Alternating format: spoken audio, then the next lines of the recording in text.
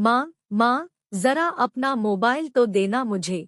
1 minute कोई game खेल लूँ, फिर वापस देता हूँ आपको। जैसे ही गौरव विद्यालय से घर लौटा, अपना बस्ता सोफे पर पटका और बिना हाथ मुंह धोए वह अपनी माँ का मोबाइल लेकर उसमें गेम खेलने बैठ गया।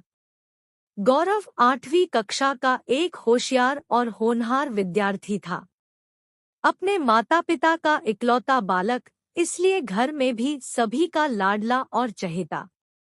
यूं तो वह पढ़ने में भी होशियार था, इसलिए माँ भी सोच रही थी कि चलो ठीक है, अभी अभी थकाहारा विद्यालय से घर लौटा है, इसलिए कुछ देर जी बहल जाएगा।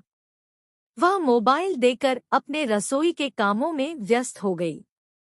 इधर गौरव मोबाइल पर गेम खेलते खेलते इतना मगन हो गया कि कब शाम के 4 बज गए, कुछ पता ही नहीं चला।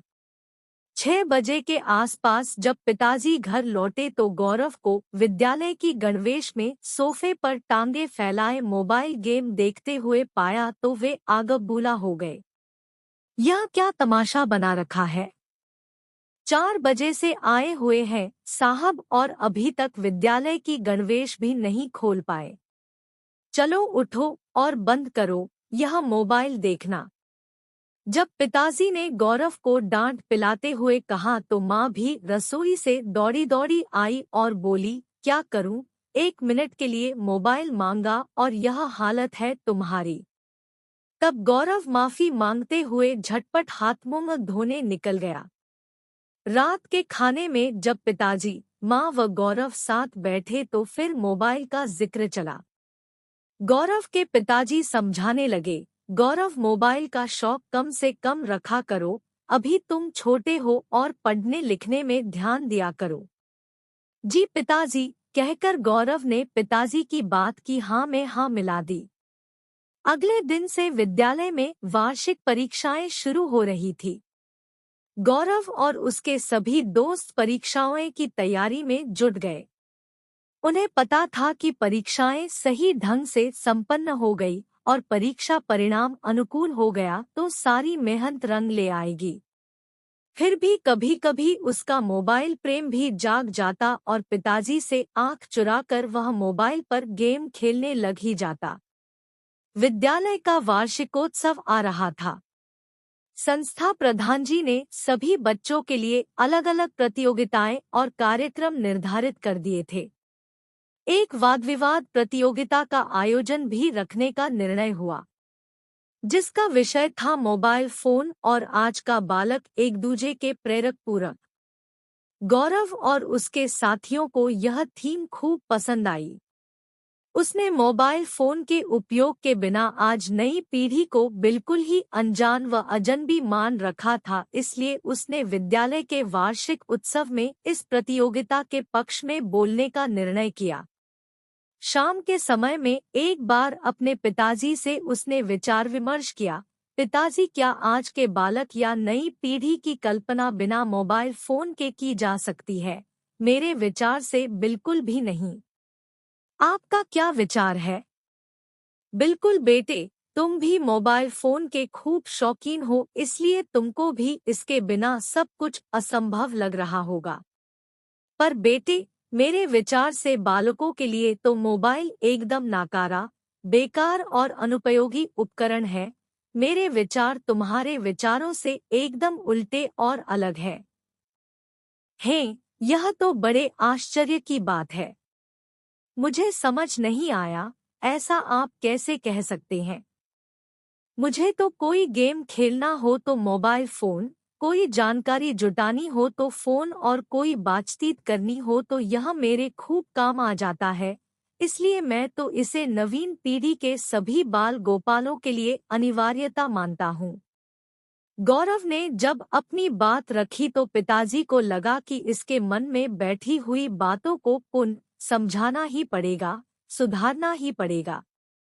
धीमे धीमे वार्षिक उत्सव की दिनांक भी नजदीक आने लगी और गौरव अपने इस कार्यक्रम में बोलने के लिए सामग्री जुटाने लगा। पिताजी ने कहा, बेटे, गेम खेलने से शारीरिक और मानसिक विकास दोनों होते हैं। जब हम कबड्डी, खो खो, वॉलीबॉल, फुटबॉल जैसे खेल खेलते हैं तो वहाँ भाग दौड़, शरीर की मेहनत और बुद्धि कौशल सभी का विकास होता है। शरीर से पसीना बहता है, हाथ पैर और मांसपेशियां मजबूत होती है और श्वसन, पाचन, परिसंचरण तंत्र सभी का समग्र विकास होता है। इसके बदले जब तुम मोबाइल लेकर उस पर गेम खेलने बैठते हो तो अकेले अकेले आंखें गड़ाए स्क्रीन पर उलझे रहते हो। इससे शरीर के कौन से अंग का विकास होता है? उल्टा मैंने तो कई कई बच्चों को भी देखा है जो अधिक मोबाइल फोन चलाने से अपनी आंखें खराब कर चुके हैं और बचपन में ही अपनी आंखों पर मोटा चश्मा चढ़ाए रहते हैं। बात तो आप ठीक कह रहे हैं, पर पिताजी हमारे विज्ञान वाले आचार्य जी कहते हैं कि मोबाइल फोन से हम बहुत सारी जानकारीप्रद बातें भी सीख लेते हैं। विज्ञान व कई कई विषयों की जानकारी यूट्यूब व गूगल गुरु के माध्यम से मोबाइल फोन द्वारा बड़ी आसानी से समझी जा सकती है। क्या यह ठीक नहीं है? गौरव ने अपनी शंका प्रकट करते हुए कहा। बेटे, विकल्प कभी श्रेष्ठ नहीं हो सकता। पाठ्यपुस्तक या गुरु का विकल्प कोई भी कभी भी नहीं हो सकता है। कठिन व जटिल समस्याएं भले ही हम मोबाइल फोन से त्वरित हल कर सकते हैं, पर विद्यालयों, गुरुओं और पाठ्यपुस्तकों का अपना अलग ही महत्व होता है। इसका कभी कोई विकल्प नहीं बन सकता है। कभी कभी मुसीबत में या कोई जटिलता सुलझाने के लिए भले ही ऐसी तकनीकों का प्रयोग कर लिया जाए, पर संवेदनशीलता, तार्किकता, सामाजिकता और बहुमुखी गुणों का उपयोग या समझ मोबाइल, टीवी या कंप्यूटर नहीं ला सकते हैं।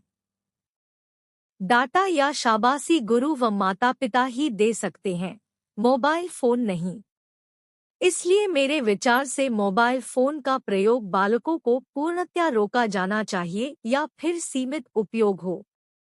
अब तो बेटे, कई कई ऑफिस में हम बड़े लोगों को भी मोबाइल फोन का प्रतिबंधित उपयोग करवाया जाता है। उसको भी लग रहा था सच में मोबाइल फोन के आते ही उसकी भी जिंदगी एकदम से बदलती गई। पहले गणित के बड़े बड़े प्रश्नों को वह मौखिक ही मिनटों में हल दिया करता था, लेकिन जब से उसने मोबाइल में कैलकुलेटर चलाकर प्रश्न हल करने शुरू किए हैं, उसका समय तो बचता जा रहा था, पर गणितीय पकड़ कम होती जा रही थी। यही नहीं, पहले कैसे हम दोस्त विद्यालय से आते ही गली के पास ही एक खाली बाड़े में खेलने चले जाते थे, जिससे सब मिलजुल कर आनंद करते। अब पागलों की तरह स्क्रीन पर आंखें फाड़े, नजरें गड़ाए गेम खेलते रहते हैं। सभी दोस्त अपने अपने कमरों में दुबके हुए, न मिलना, ना ही एक दूजे की कोई बात। सच में इस मोबाइल ने हमारी दोस्ती को ही अलग रूप में लाकर रख दिया है। तभी वह बोल उठा, बस बस पिताजी, बस। अब मेरी समझ में आ गया है कि मोबाइल को जितना उपयोगी हम समझ रहे हैं, सच में उतना वह है नहीं। हम दोस्तों का तो सारा मिलना जुलना ही इस फोन के डिब्बे ने बिगाड़ कर रख दिया है।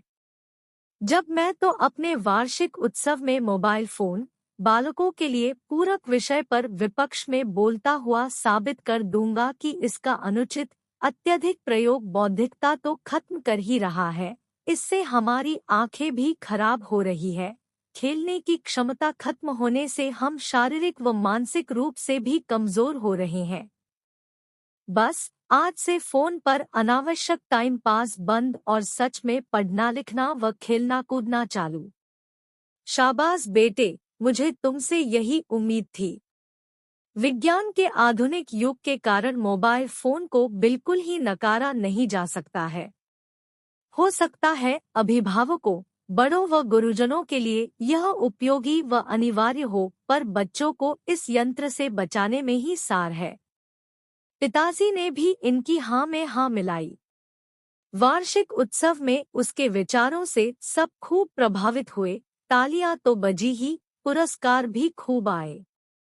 अब गौरव व उसके दोस्त गेम तो खूब खेलते थे, पर मोबाइल पर नहीं, खेल के मैदान पर।